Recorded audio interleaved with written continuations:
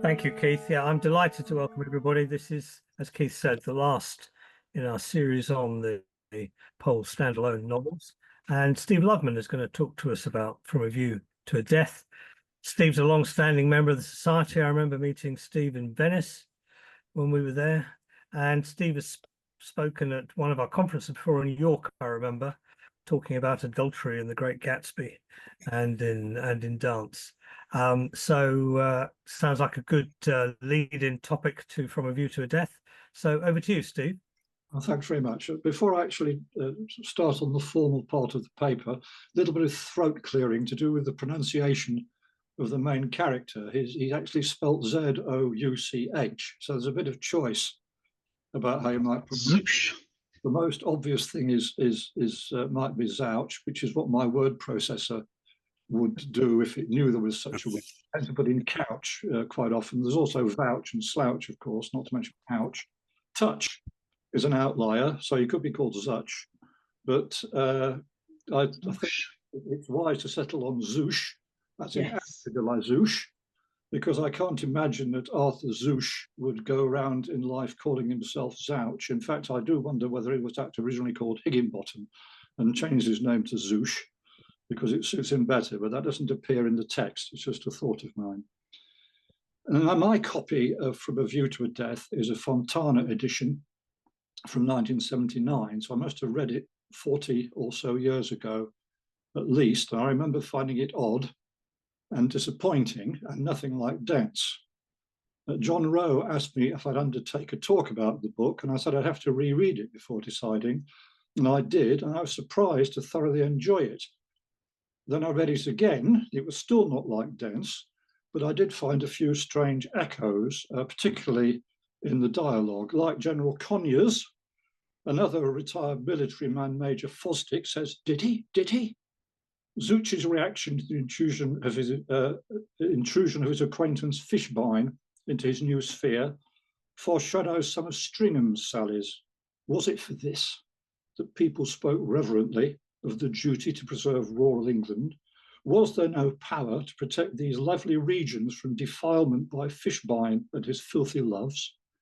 And Major Fosdick again, in fancy dress at a pageant, might be Sillery. They've dressed me up like a Christmas tree. It's absurd at my age, dressing me up like this. I feel a regular figure of fun. I feel. It's a shame to dress me up, an old fellow like me. And rereading the book again yesterday, I found that Mrs. Dadds, who is the housekeeper of Mrs. Brandon, to some extent foreshadows Audrey McClintock in the vituperative remarks she makes about her late husband, but I won't bore you with a quote from her. One of the exchanges between Zouch and Joanna reminded me of Nick and Jean. "Do you mean what you said in your letter?" he said to her. "Of course I do," she said. "I love you." "Tonight?" "Yes," she said, "tonight." So, echoes, reinforced by some vivid imagery of church and countryside, displaying something of the eye of Nick Jenkins. But it's still not dense, which, for all its wit and laugh-aloud moments, is a deeply serious work. Instead, I would class it as a jeu d'esprit, a conceit, with much to laugh at, a disproportionate number of grotesques and the self-absorbed, and in some respects, a dark morality or amorality tale with a degree of heartlessness reminiscent of Evelyn Waugh. When I discussed the book with another Powellite after my first reading, I was thinking about trying to address its cast of characters and the effects of dealing with them in the third person. They, however, correctly, I think, suggested I should look at Zouch, principal character, and said in passing that he was eventually murdered by Mr. Passenger. I wasn't so sure that his death was tantamount to murder, and with this in mind, my second reading gave me a new direction, admittedly narrow in focus, as you will see. Is that me ringing a bell or somebody else? I can hear a bell ringing. Gave me a new direction, admittedly narrow in focus and neglecting much of what From a View to a Death packs into its 220 pages of my paperback. In her biography of Powell, Hilary Spurling sums up From a View to a Death as follows. the central driving character is a pushy young painter and irrepressible opportunist of colossal nerve and cheek called Arthur Zouche.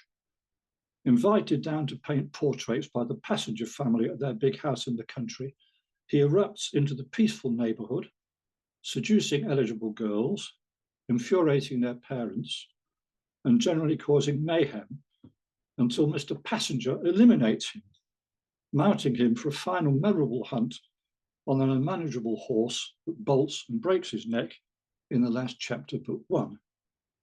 Well, I would say no, in a number of respects, of which I'll cite just three. First, Zouche is not just a pushy young painter, an irrepressible opportunist of colossal nerve and cheek, a summation which implies that he is, or might well be, attractive. He's amoral, self-seeking, calculating, callous, cruel, hypocritical, and deluded. Secondly, I shall argue that his death is an accidental comeuppance, not an elimination by Mr. Passenger. And thirdly, and pedantically, there is no final memorable hunt. Zouche is killed on the way to the hunting field. There is a hunt, but it precedes Zouche's death. So what do we learn about Zouche and how he comes to his end? Right from the outset, we know that Zouche is in it for himself and only for himself. Zouche was a Superman, a fair English equivalent of the Teutonic ideal of Übermensch. No one knew that yet except himself. That was because he hadn't been one long enough for people to be able to find out. They would learn all in good time and to their cost. Meanwhile, he went on his way, taking but not giving, treating life as a sort of quick lunch counter where you helped yourself and all the snacks were free. There's a hint to his absolute ruthlessness in his dealings with the opposite sex to be fully demonstrated later. He liked women, but never put them before his work. The women whom he liked were at present the only persons to guess at all that they were dealing with a Superman. And Zouche despises a good section of the population on principle. His life had not been too easy at the start, but this was a strength to him because it had left him with the contempt both for persons who had themselves had no early struggles, and also for those who found themselves compelled to continue struggling in later life. Hilary Spurling is, of course, right to say that Zouche is an opportunist, if only that were all, and we see his opportunism in how he gets his invitation to the country. This is not from the Passenger family, as Spurling suggests, but from daughter Mary, who he meets accidentally at a house where he's painting a portrait. They talk about people who earn their living writing while painting. Mary was not really interested in these subjects, but then for that matter, neither was Zouche, but it made a change for her, while he in return found her attractive.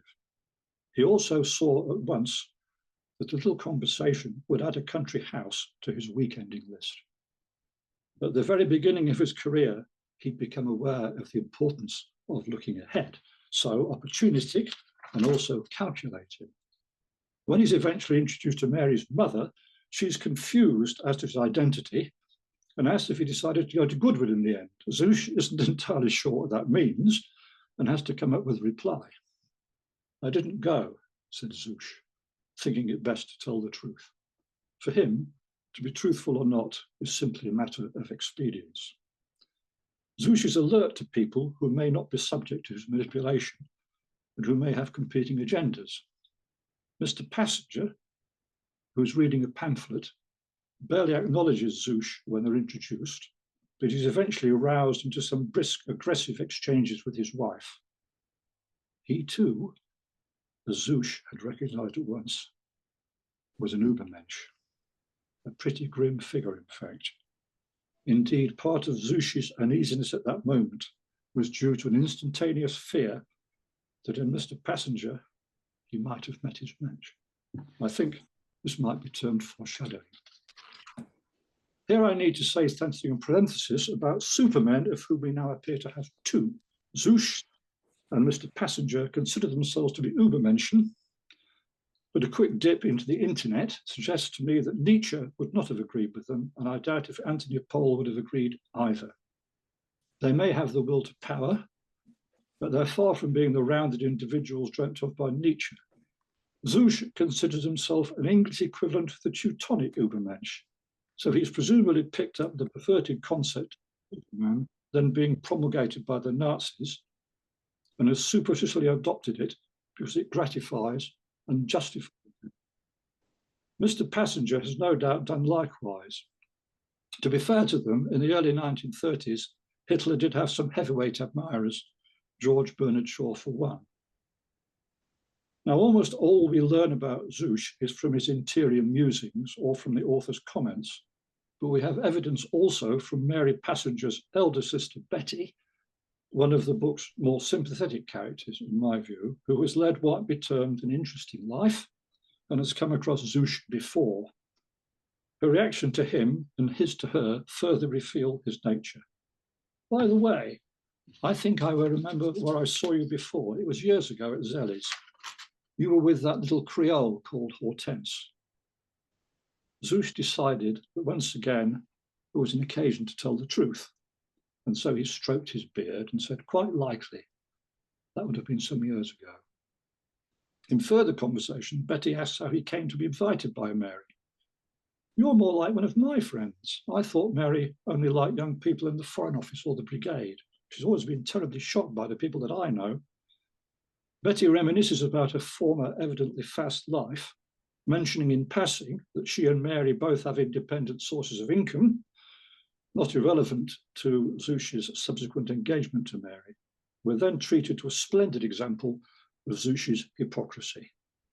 His feelings had been profoundly outraged.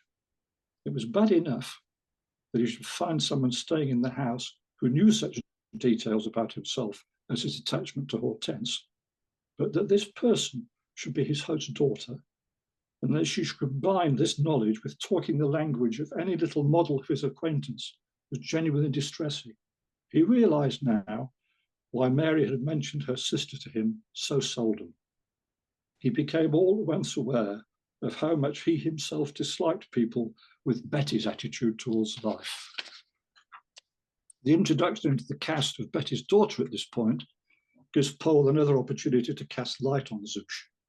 He had no great objection to children, and had often found that to spend a few minutes playing with them was an admirable method of convincing people that he had a heart, if not of gold, then at least of some almost equally precious substitute. Later in the book, Torquil Fosdick questions Betty about Zouche. What's Mr. Zouche like? He's lousy, Betty said, but don't go and say I said so. Is he very difficile? No, he's a damn sight too facile, Betty said. He's an ambitious little brute whom Mary's taken a great fancy to for some reason. She'd have a fit if she knew some of the things about him that I do. Really bad things? Oh no, just dreary things. What sort of things? I can't possibly tell you now. It would take all the afternoon. He's just awful. And there it is. Thus far, Zouche is unpleasant, but hasn't been actively harmful. Evidence of his potential to do harm has been accumulating. Then he sets his sights on Joanna Brandon, who he has noticed as an attractive girl, and who encounters again just after hearing Marshall the butler singing "I'm just a girl for men to forget," just a toy to enjoy for a while, and he proceeds ruthlessly to seduce her. Zouche saw that this was his chance, the chance that was usually offered to him at least once in these matters. As his seduction of Joanna unfolds, often with a good deal of charm, we're drip-fed damning insights into his cold-blooded approach. Although he was naturally insensitive to the personal feelings of other people, Zouche was by instinct unusually responsive to the implications of the situation, and he was anxious that any magnetism there might be should not be dissipated uselessly at this first encounter. Again, Zouche saw she was not going to be an easy girl to manage, and he surprised himself by the trouble he was taking to establish a satisfactory emotional contact with her. At one point, when his interest in Joanna has been noticed, he tells the passenger women that for an artist, a beautiful woman is like a still life or a sunset. And while he said this, he really succeeded in dismissing from his mind the cavalcade of girls whom he persuaded at one time or another to show him their appreciation of the drawings he'd done of them. Zouche visits Joanna at home.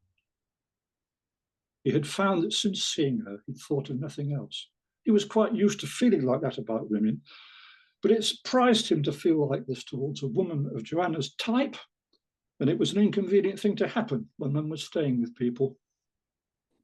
While his courtship goes on, he and Mr. Passenger meet his acquaintance Fishbein, who's hiking.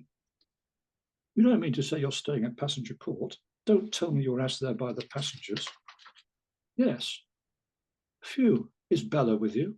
No, said Zouche through his teeth.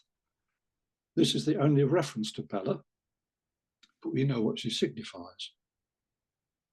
At a fancy dress pageant, Zouche slip away and Joanna slip away to be together.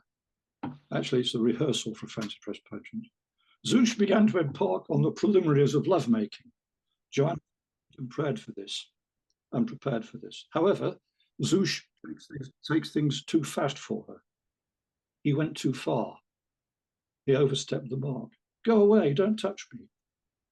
Zouche was conscious of having made a fool of himself. What concerns him is not that Joanna is upset, but that upsetting her has been a false step in his process of seduction. All, however, it's not lost. Back at the pageant, one of the organ-playing orphans has made an unspecified sexual advance to a Miss Braby, and Zouche and Joanna are attracted by the ensuing commotion. Miss Braby's tearfully distressed, as Joanna has been, but Joanna sees Betty Passenger making light of it.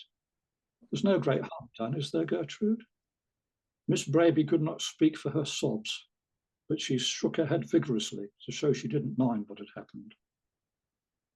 Although Powell leaves it unsaid, this parallel sexual assault and the way it was brushed aside is a significant background to Joanna's subsequent conclusion that her own reaction had been prudish, a neat bit of plotting.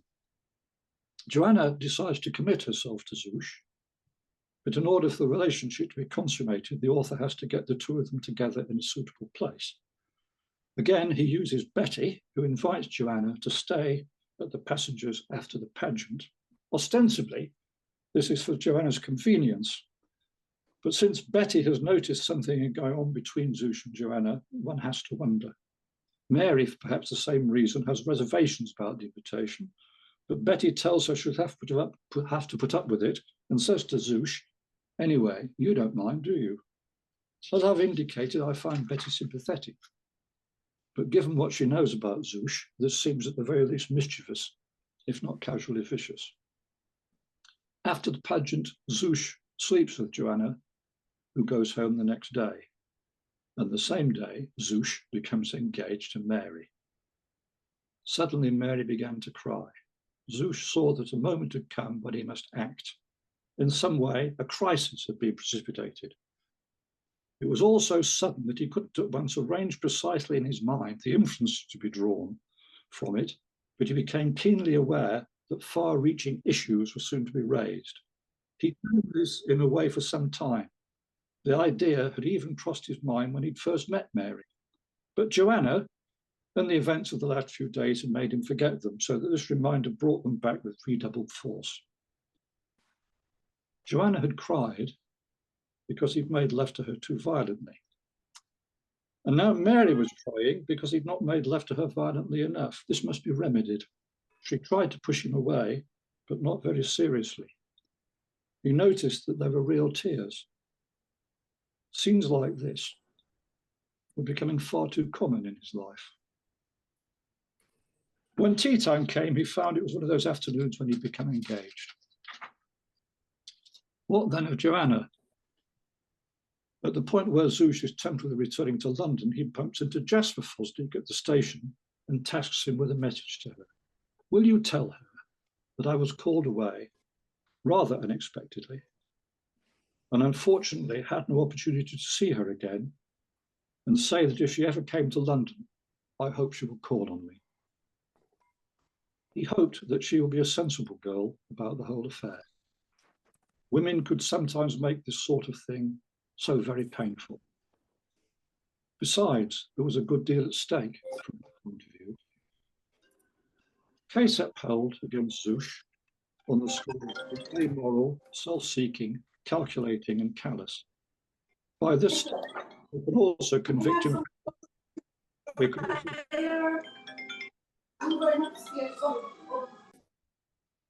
By this stage, we can also convict him of active cruelty, since we've been told, seeing a wasp crawling on the path, he trod on it, half killing it. He watched its struggles until he heard the sound of the gong.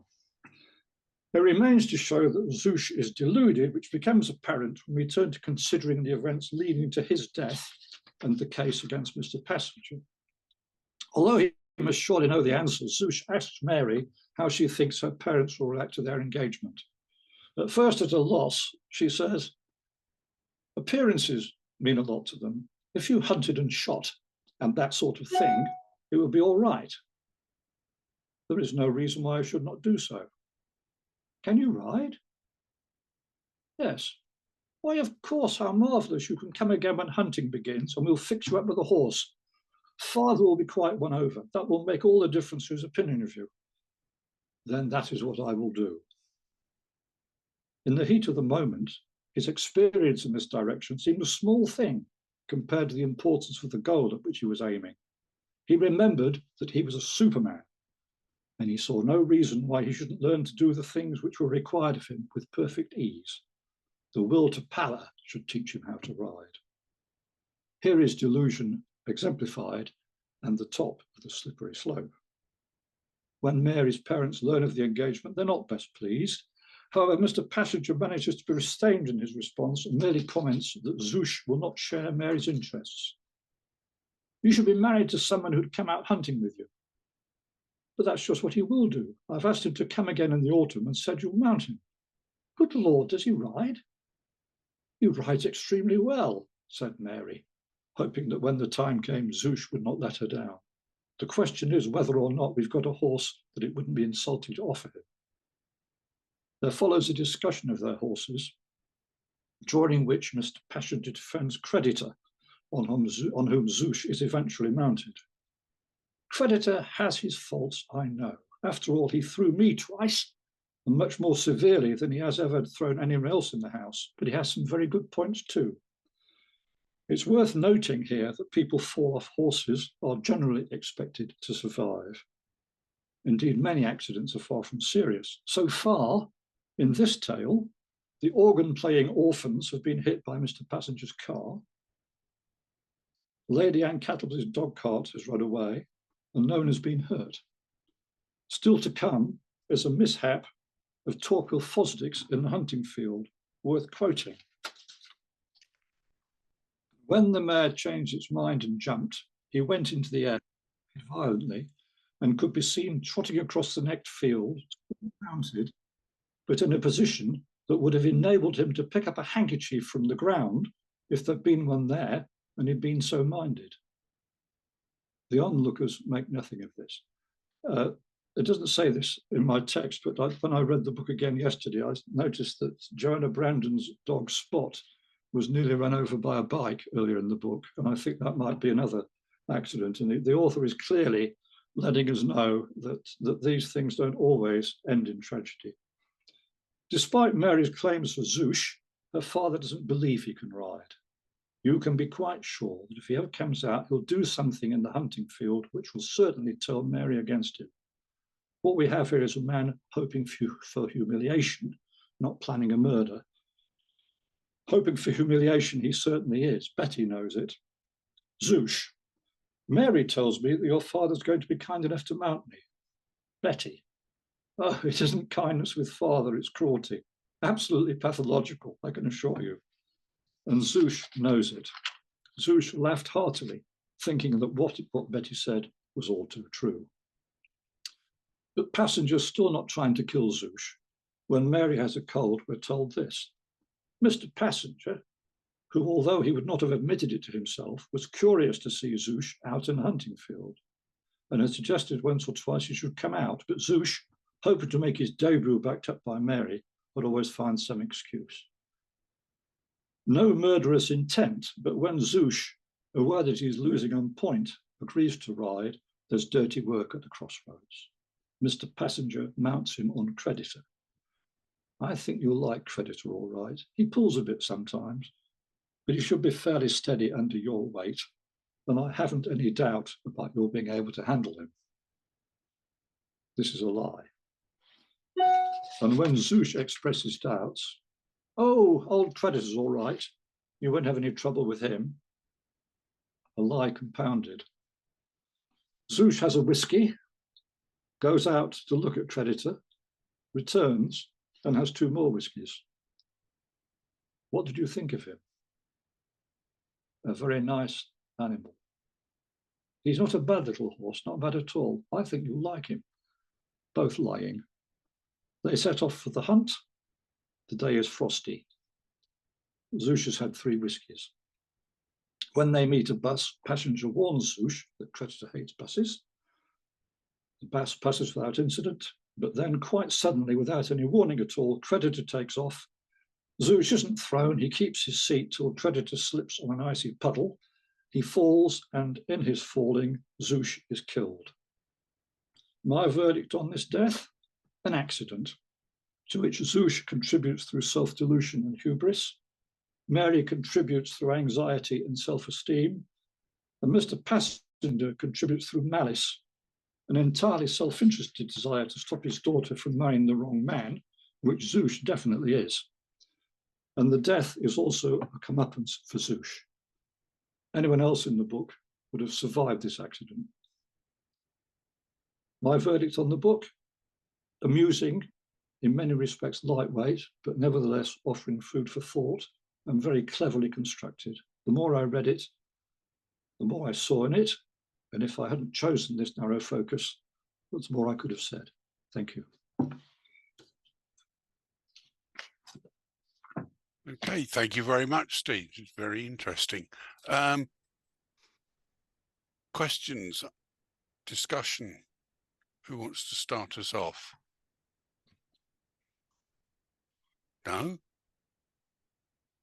All right, I'll start us off then. I mean, there's an interesting little piece in which Steve hasn't talked about, and that's Major Fosdick. There's an interesting little piece in AP's journals from 1992, I think. Bruce Hunter sent the printed covers for Afternoon Men, From a View to a Death, and What's Become of Waring by Sue McCartney Snape. These, i.e. Hunter, thought splendid. I agree. Blah, blah, blah. From a View, superb. Extraordinary that it should have taken 50 years to depict Major Fosdick in drag instead of a man falling off a horse. On the cover. I don't know whether anybody's got that that edition, which must be the 93-ish edition paperback. I don't have it. If anybody has got it, then maybe show it. That's one thing. Oh, right. Yes. Thank you, Eddie. Eddie's got it. Yeah.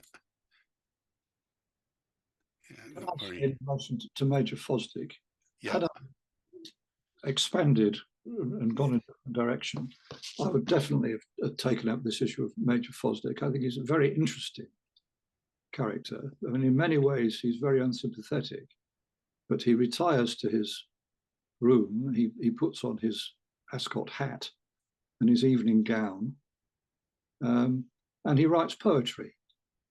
And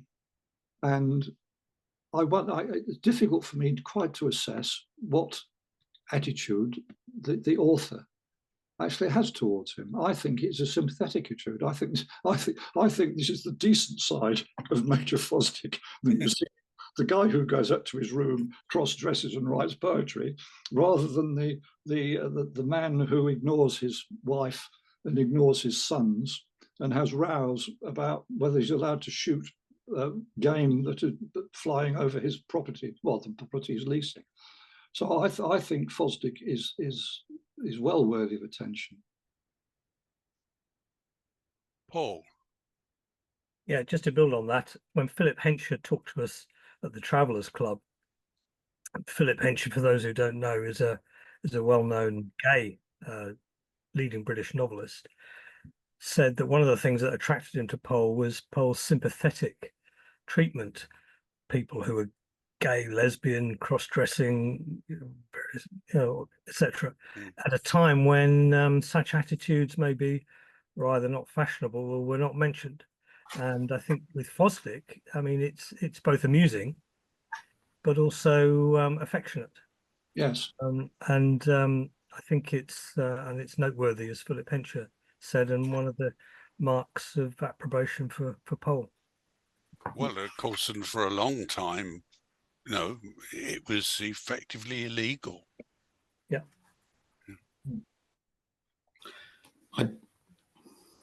Anybody else?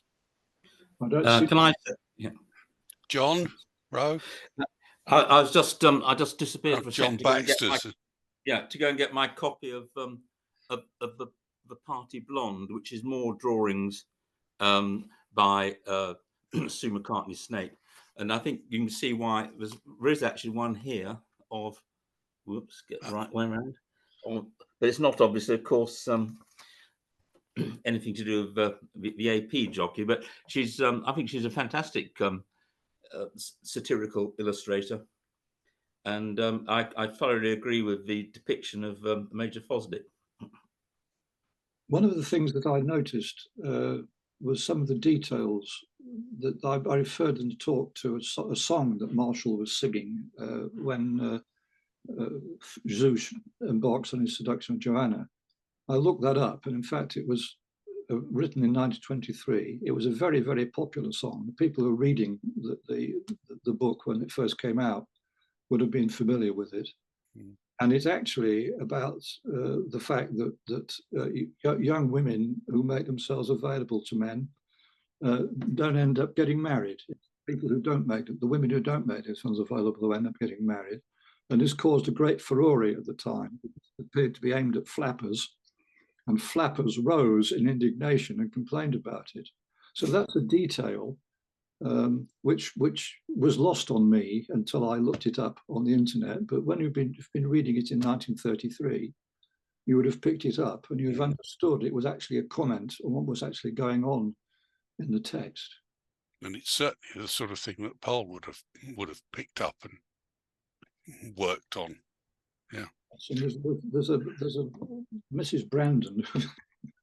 Is it Lord Tangent who is kind of dies on one side in Decline and Fall? He's shot at school and dies of lead poisoning or something, and he's just mentioned in passing. There was the various references. I guess Lord Tangent's gone to hospital, and then later on, Lord Tangent, who I think is probably aged about 10, dies, and then Mrs. Brandon's death is treated exactly the same way. And then she's talking to her housekeeper, complaining about the fact her doctor doesn't understand her and that she might die at any moment, which of course nobody actually believes. And then she dies, and there's a sentence just saying that she died. And Mrs. Dad, who the housekeeper doesn't notice, but because Mrs. Brandon is no longer responding to her conversation, she just goes off and leaves her there. And it's just dropped in. Yeah. John Rowe.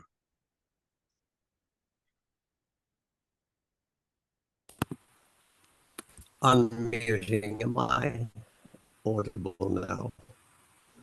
Can you hear me? Yes. Am I audible? Yes. Sorry, can you hear me? Okay, sorry. Yeah. Well, thank you, Steve. Enjoyed that very much. And I like to focus on Zeus.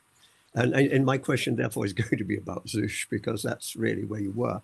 And I think that, yes, he is an utterly unattractive figure to the reader. What's interesting is that he's overwhelmingly attractive and successful with women. Something that is sort of mentioned at the very end, in the last section, which is after the death of Zeus.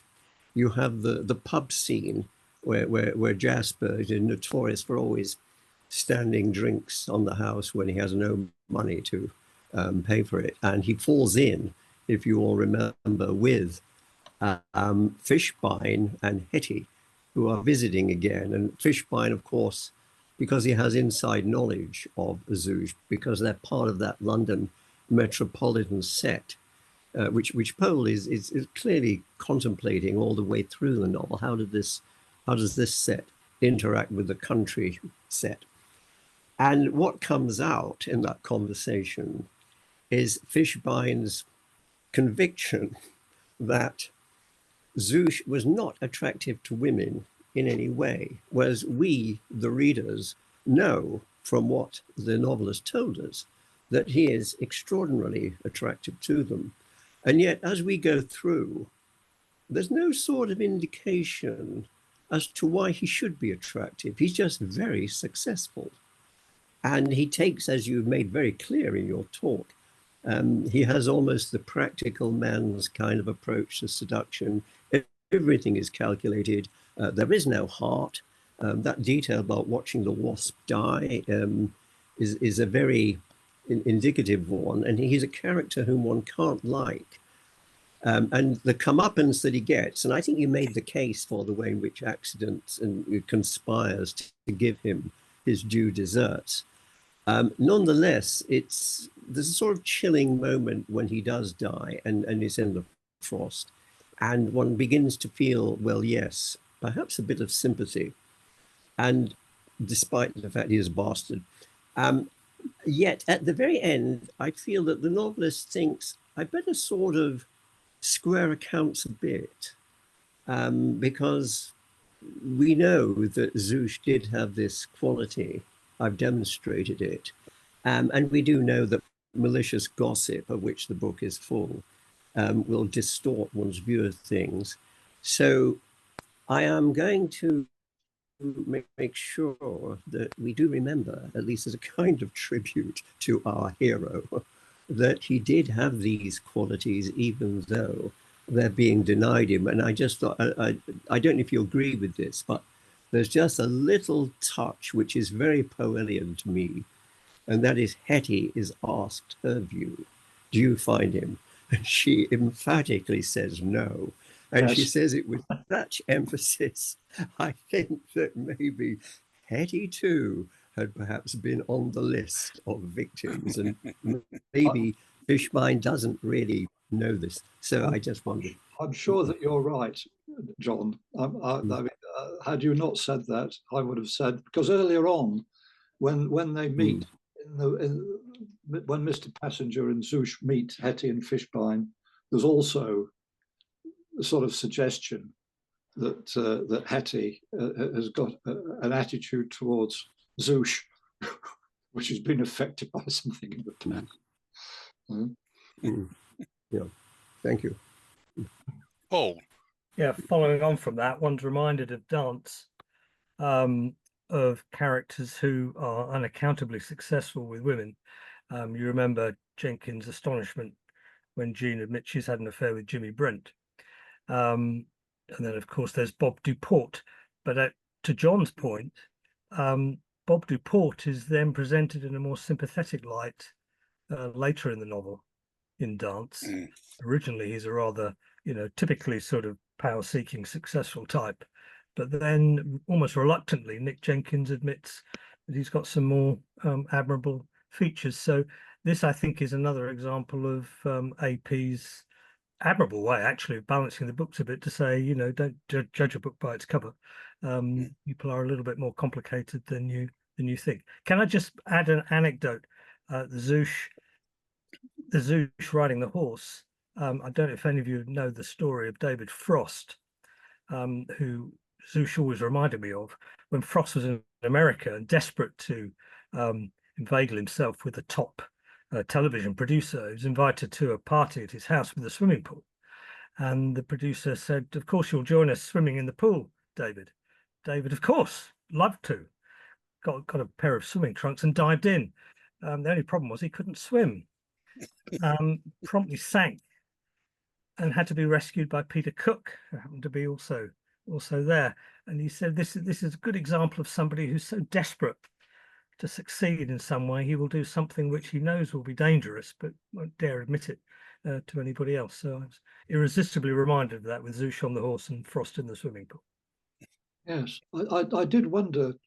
I mean, this book was written, I think he probably wrote it in 1932, didn't he? It came out in 1933. So this business about Übermensch, the will to power,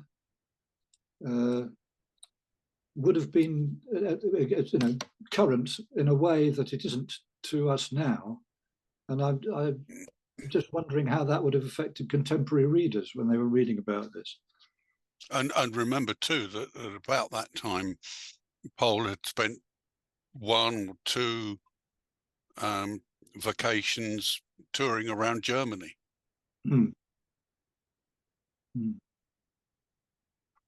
I'll add another parallel with dance that occurred to me while you were talking, Steve.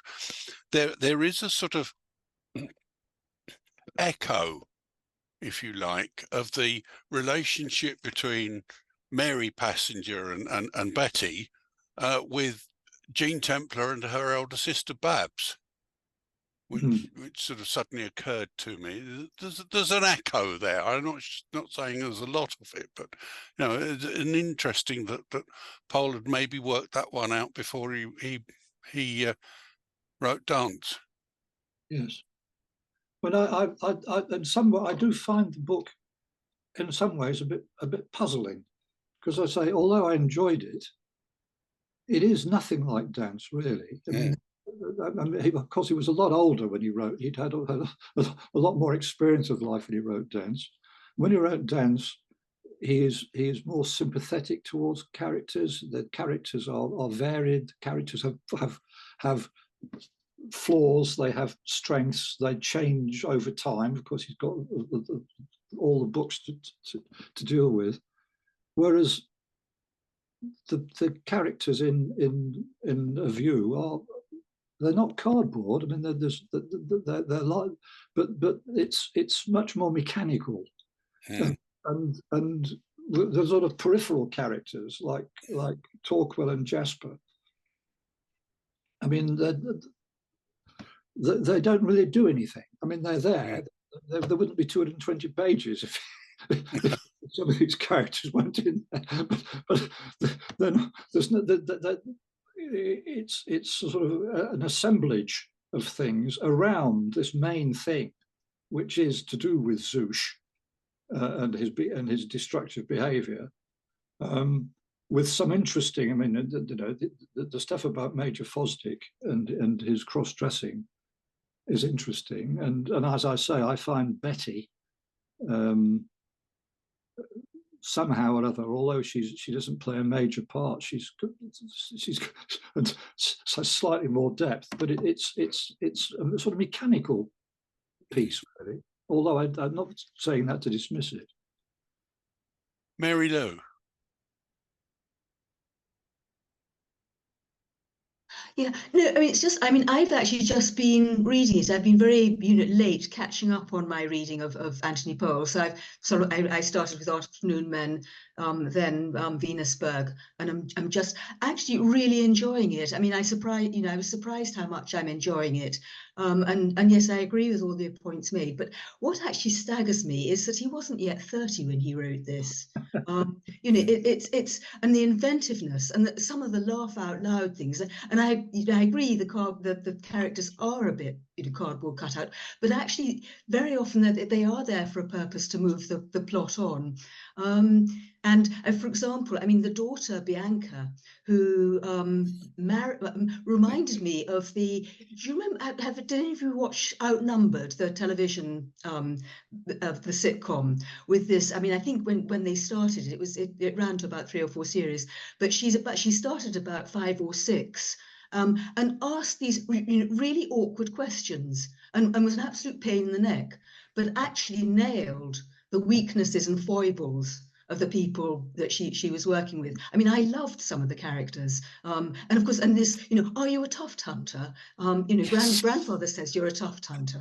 Well, you know, and you know, and the fact that she reveals that not only, I mean, Zouche knew that Mr. Passenger didn't like him, but then Bianca reveals that Mrs. Passenger can't stand him either, and he was really very upset by this because he doesn't think, you know, he thinks, you know, okay, he has a problem with men, but he doesn't think he has a problem with women. I mean, he knows that Betty's against him, and you know, he and Bianca really have sussed each other out.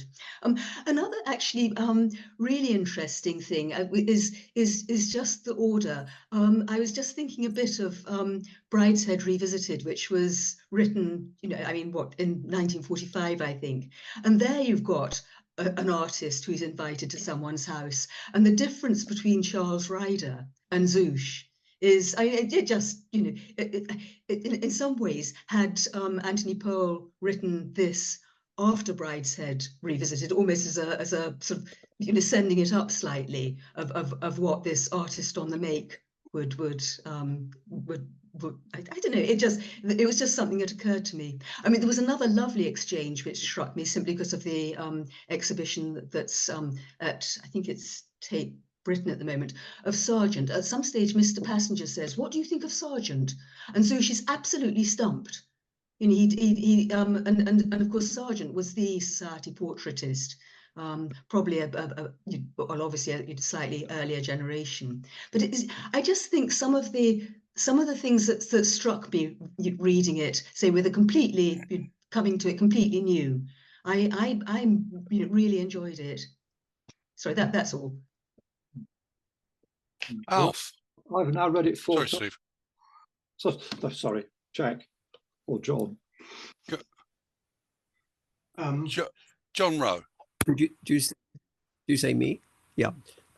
Yes, I agree that Bianca is a wonderful character. But going back to the women, there is, with all the sardonic approach and the laughter at foibles and as you said earlier, Steve, the cultivation of the grotesque as a character.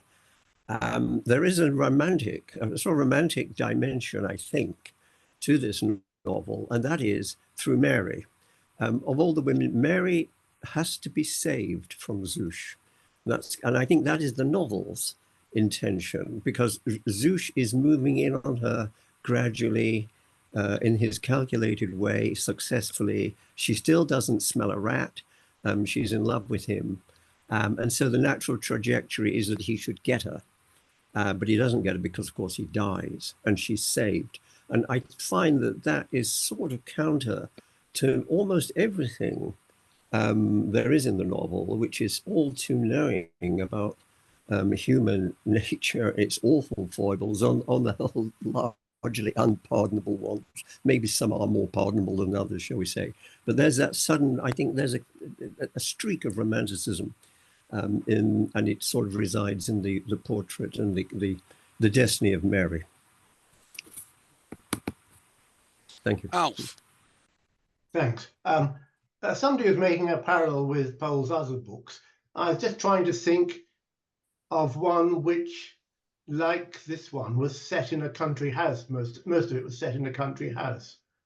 Can anybody think of any other novel of his which was set in a country house or anything like it? I mean, country house novels are, you know, many people have attempted to write country house novels, haven't they? Like, of course, the Brideshead Revisited, for example. But I don't think it occurs in any other Powell's books, as far as I can remember now. No, although there are, of course, scenes in dance set in country houses. Quite important scenes as well. Such as? Thrubworth and Starwater. Dogdean. Dogdean. Yeah. Being slightly salacious, Mary Lou having brought up the tuft hunter comment, I suspect Powell probably also saw into it a certain other side, as of sort of Glober and Mopsy Pontner, All right. which is it says something about me probably, which that was the first sort of thought that went through my mind when I read that throwaway line.